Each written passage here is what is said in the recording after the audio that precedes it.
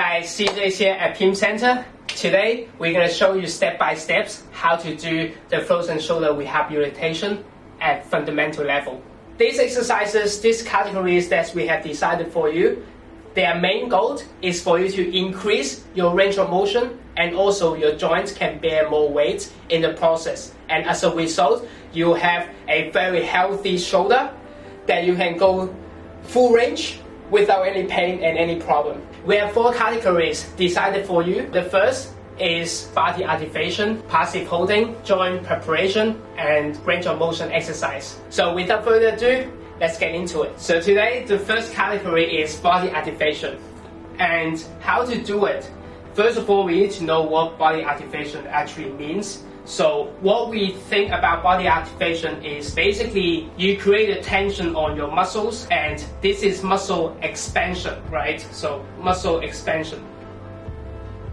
To do this, you first want to have your eyes at eye level, neck is pulled back to keep the power balance with the spine, shoulders are opened, slightly rotated backward and depressed. You can imagine your shoulders pushing away from your ears while trying to do the depression. Core squeezing tight and pelvis are tilted. Legs are straight and can feel the abductor muscles are doing the opposite force. Feet tight against the floor. If you need to do a straight arm, keep your elbow at locked out position. The full body activation can be noticeable or unnoticed. When it expands, you will have your muscles wrapping around you, so you will get protected by your muscles. For example, when I need to move something, like maybe a big thing, I need to perform this physical task. If I don't have body activation, normally people they do, so I need to move it.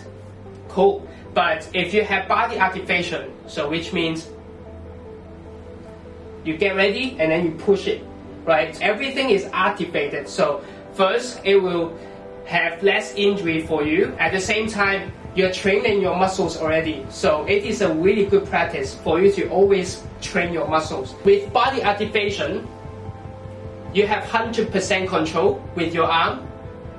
And okay, so this is my limit, right? And then you hold for time and come back down. You activate your body, and when you perform a task with your arm, you are being protected by your muscles. All you need to do is to build up your muscles and keep loosening up inside your ball and socket joints with massaging or some other physical therapy methods. With that being said, after you loosen up and you keep training your muscles, this is the fastest way for you to regain your strength and regain the range of motion, and also helping your joints to bear more weight.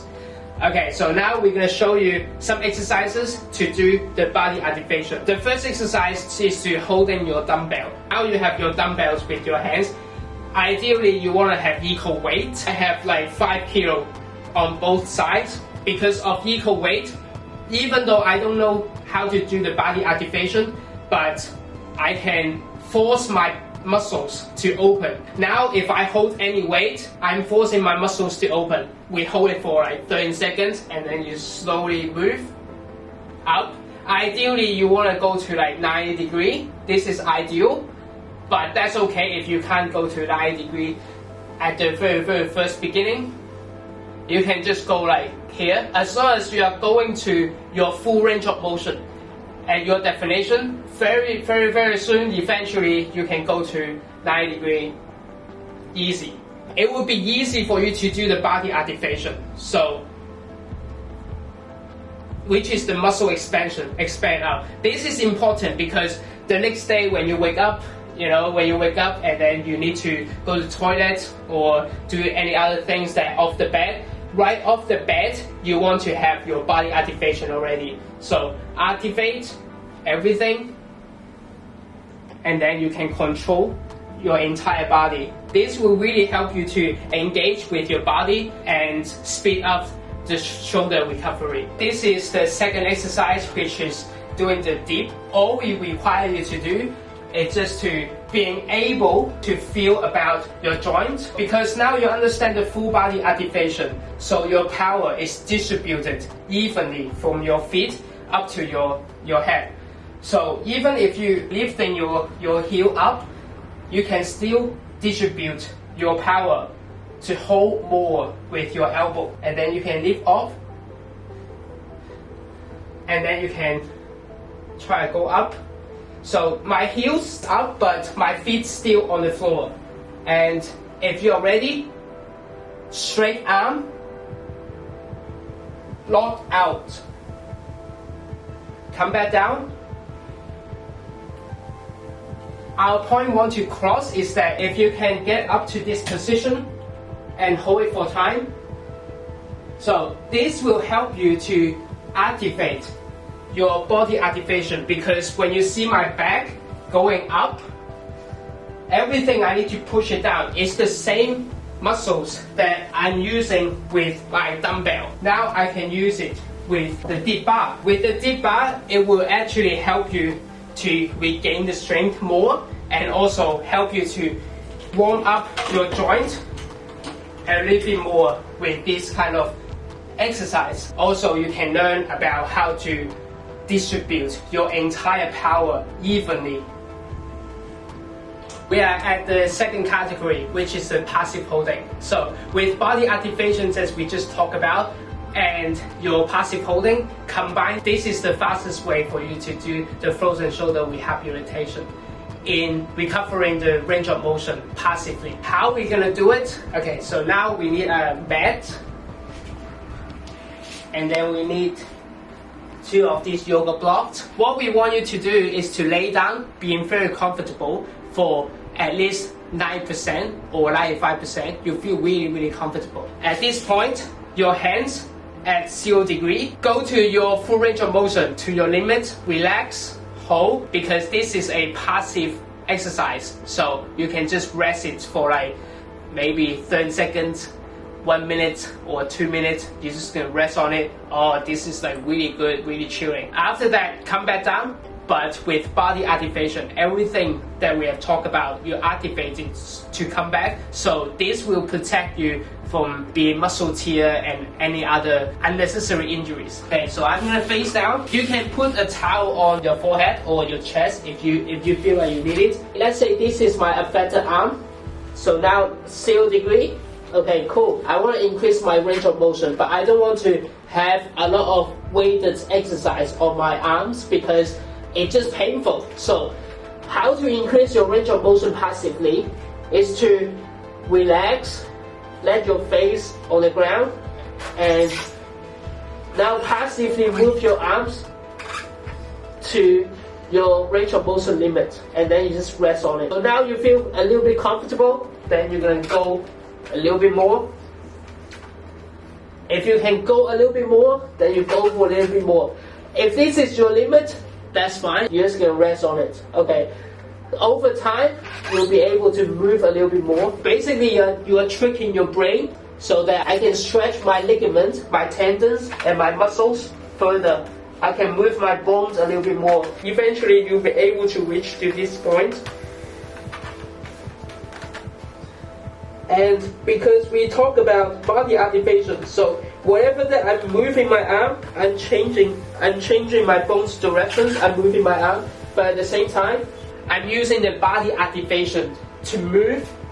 So first of all, I don't get injury. Second, because I'm using body activation, so I would have a opposite force. Now I'm moving up, the force is producing from here that help me to move up with my lats and everything. But I'm having opposite force to push down. Same as the caption example. So it's like if I don't have anything with the body activation, so when I move it, it's okay. But if I do the body activation, the opposite force will push down my muscles as well, so that it helps me to raise up my arms easily and I don't get injury. If you don't have the opposite force with it, it might hurt you in the end, because nowadays this is not activating, right? You don't know if you're straight arm, you're trying to do a straight arm and such, but you forget to do the body activation here to push it. Now we are at the joint preparation category. So we have prepared you 4 exercises you can do, and these are pretty easy and simple. all you need to do is to feel them. Don't go for very difficult.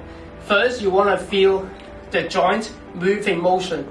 You're going to feel the joint bear so lightweight but can still move. Afterward, you can put more weight. The whole goal of joint preparation is for your joint to increase their own range of motion and also being able to bear more weight in the process. Okay, so we have the crab. You set the crab position and then activate your full body activation. Your core tight, your shoulder being depressed, and your neck back. Okay, feet tight, tight, tight. Both of your hands out of your body frame here. You want to move your scapula downward, up, downward, up, downward, up, downward, up.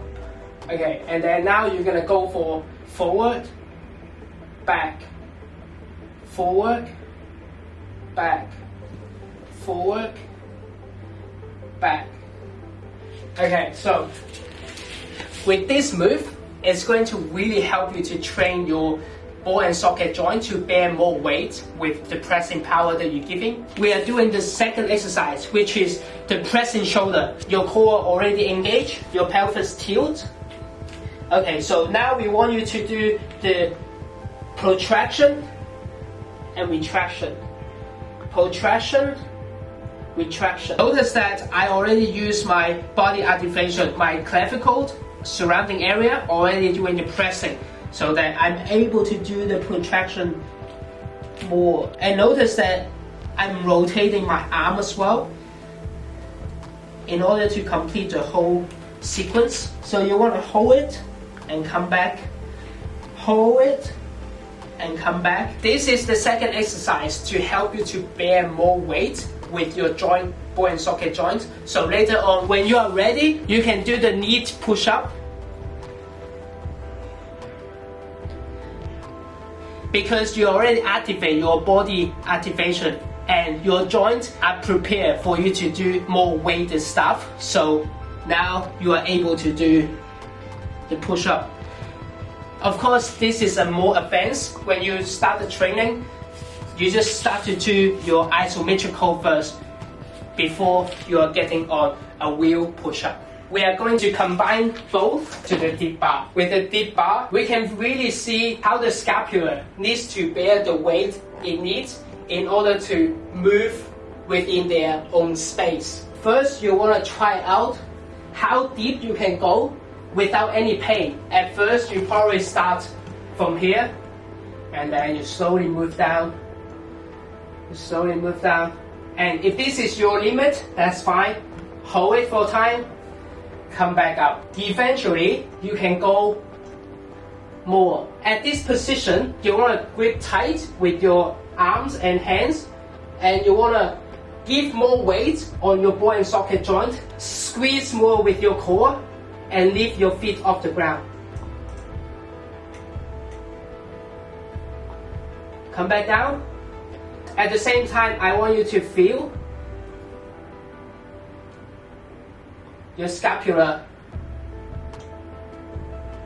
up, down, up, down. Coming to our third exercise, which is take off your backpack exercise. So we have this resistant band, very light one. All you want to do is to mimic how you wear your backpack, but at the same time, you are in 100% control with your shoulder activation and your full body activation. So you wanna, with control, and slowly wear your backpack. Up to here, control, push it down with your scapula. At the same time, your clavicle pushing down as well, but at the same time, you're moving your muscles up as well. And now come back. Okay, so this is the exercise. Maybe you're at this point and you already feel a little bit of pain here, so it is pretty hard for you to do your backpack. That's okay. Go to your range of motion, and if this is all you can do, you can try to rotate a little bit to feel about your ball and socket joints, how they're doing, and feel about your rotated calf muscles. And if they are okay, allowing you to do after a few sessions, then you can go a little bit more higher, and then you can finally put the backpack back to your back and come back down. We always emphasize to do the other side, so now we are moving up, and then do the other side, and come back down. Now we are at this last joint preparation exercise, which is rings for the underarm. So now we have both rings here. If you have rings at home, which is good. If you don't have it, you can go to like gymnastic places that you can have a ring. Ring is good because, as you can see, when your joint moving with the ring, it has more range of motion with your joints, so your joint has more freedom.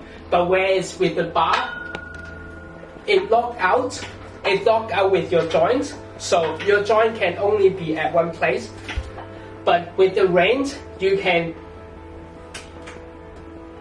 when you give power, it moves, so that you need more stabilizer on your muscles. But at the same time, your joints can move freely, supposedly speaking. We have one of these things, put it on the ground. As long as you can have your range at your shoulder height, it's fine. But now we are having this with the height, so it's perfect for me to do the demonstration. So supposedly when you do this exercise, your arms raising up when you're at this point to 90 degrees and you still feel okay, this is where you can do this kind of exercise, because this kind of exercise is specifically designed for giving pressure on your ball and socket joints. So you're gonna have your range here, and then you're gonna lean to the side, keep your body at diagonal side, and come back. If you feel your ball and socket joint is not taking a lot of pressure, that's good, that's great. Okay, if you feel this is not very challenging, we can move up to have the range at the tips of your forearm, under it. Okay, so now when you see I move it, I'm giving power to it.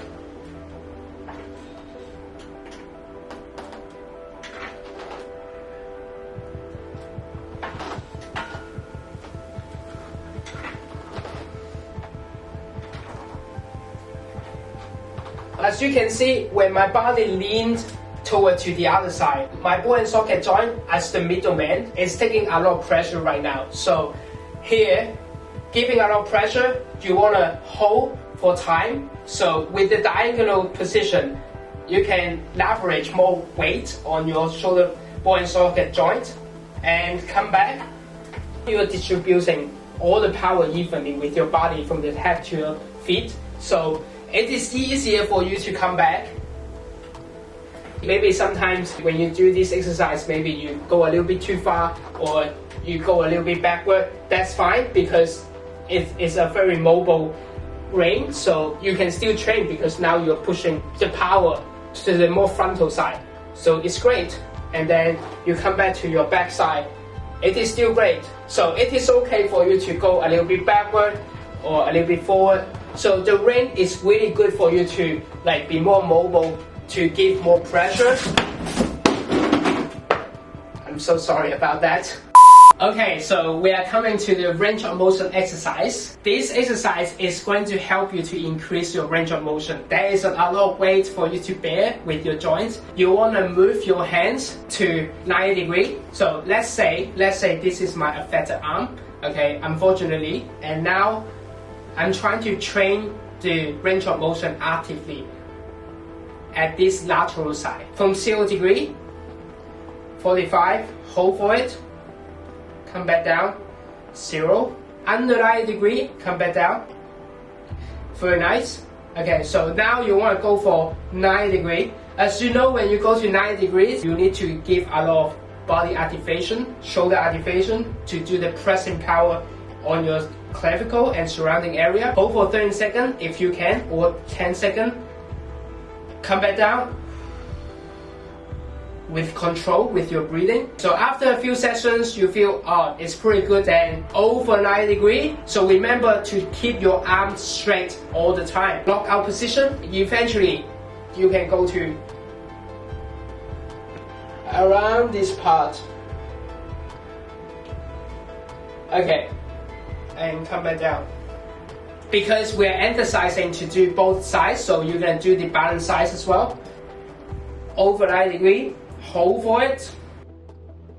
Remember the body activation, you still keep that. Okay, so now we are going up, up, up, up, up, up, up, up, up, up, up, if you can, up, up, up, up, up, up, up, push it, push it, push it, nice, nice, nice, push it, push it, push it. Okay, hold it. Okay, come back down. With 100% control. This is your eccentric control part. If you do eccentric exercise long enough, then it will gain a lot of strength through eccentric control, and you will gain more strength through this. And then you can be able to do pull up and some other good stuff. After you have done some kind of exercises with your shoulder, we already recommend our patients to love our shoulders. So we encourage our patients or our people to say, hey, thank you so much shoulder for you letting me to use you. So you really want to kiss your shoulder, and also you say thank you, showing appreciation with your shoulder. So the next time when you do the rehab recovery with the exercises, you gain more confidence with your shoulder, and then more and more, eventually you and your shoulder can achieve great result with your recovery process. Here is a bit of play around time for your session. We highly recommend you to have play time from time to time, regardless of how many moves or sets you plan to do in your session. Freestyling is one of the best ways to allow your body to freely explore how the joints, muscles, and your brain work together to execute certain movements. As a result, you develop a deeper relationship with your body and be more creative on your recovery journey. Thank you so much for watching this video, and we hope this step-by-step guide on frozen shoulder rehabilitation can help you to gain the fundamental level knowledge that you need in order to recover your range of motion, and also your joints can bear more weight in the process. These kind of exercises, the reps that you do, for us to tell you that it doesn't really matter at really first stage of your recovery, because all you want to do is to do perfect form. If you can do your perfect form every time, full body activation, perfect form, with 100% control, this is what we want. Slowly, slowly you can build up your confidence and you can build up your strength, then you can do more. Thank you so much again for watching this video, and we wish you have a happy and healthy day. God bless.